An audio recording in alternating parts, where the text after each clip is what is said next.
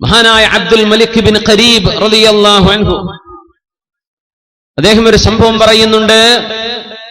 ഒരു പെണ്ണിനോട് അദ്ദേഹത്തിന്റെ മനസ്സിലൊരു ഒരു ആഗ്രഹം തോന്നി, അവളെ കല്യാണം കഴിക്കണമെന്ന് പറഞ്ഞപ്പോ ആ പെണ്ണ് ഇങ്ങോട്ട് പറഞ്ഞു, കല്യാണം വേണ്ട, പക്ഷെ നമുക്കൊരു ഫ്രണ്ട്ഷിപ്പ് ആവാം എന്നൊക്കെ. അങ്ങനെയാണ് അബ്ദുൽ മലിക് ബിൻ ഖരീബ് അദ്ദേഹം ആ അനുഭവം പറയാൻ.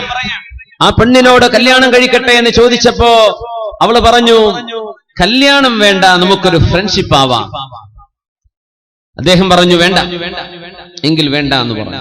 അങ്ങനെയൊക്കെ ഒന്ന് തുറന്ന് പറയാനുള്ള ആർജവം നമ്മുടെ ചെറുപ്പക്കാർക്കൊക്കെ അല്ലാഹു നൽകട്ടെ. ആമീൻ യാ റബ്ബൽ ആലമീൻ.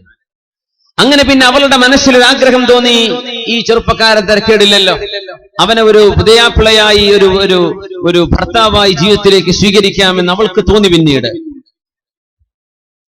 അങ്ങനെ അവൾ ചോദിച്ചു, കല്യാണം കഴിക്കല്ലേ, ഞാനതിന് റെഡിയാണ്. അദ്ദേഹം പറഞ്ഞു, ലാ വല്ലാഹ് ലാ ഹാജത ലീ ബിമൻ ദഅഉതുഹാ ഇലാ തഅത്തില്ലാഹ് വദഅത്നി ഇലാ മഅസിയതിഹി.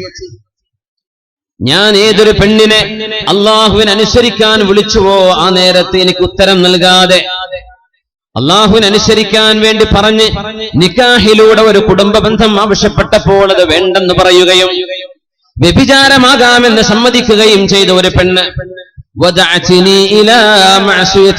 അല്ലാഹുവിനെ തിന്മ ചെയ്യാൻ എന്നെ വിളിക്കുകയും ചെയ്ത, നന്മയിലേക്ക് വിളിച്ചപ്പോൾ ഇല്ലെന്ന് പറയുകയും തിന്മ ചെയ്യാൻ എന്നെ വിളിക്കുകയും ചെയ്ത ഒരു പെണ്ണിനെ എന്റെ ജീവിതത്തിൽ എനിക്ക് ഭാര്യയായി വേണ്ട എന്ന് തീരുമാനിച്ച ഒരു മഹാന്റെ ചരിത്രമാണ് മഹാനായ അബ്ദുൽ മലിക് ഇബ്നു റഖീബ് റളിയല്ലാഹു അൻഹു പഠിപ്പിക്കുന്നത്.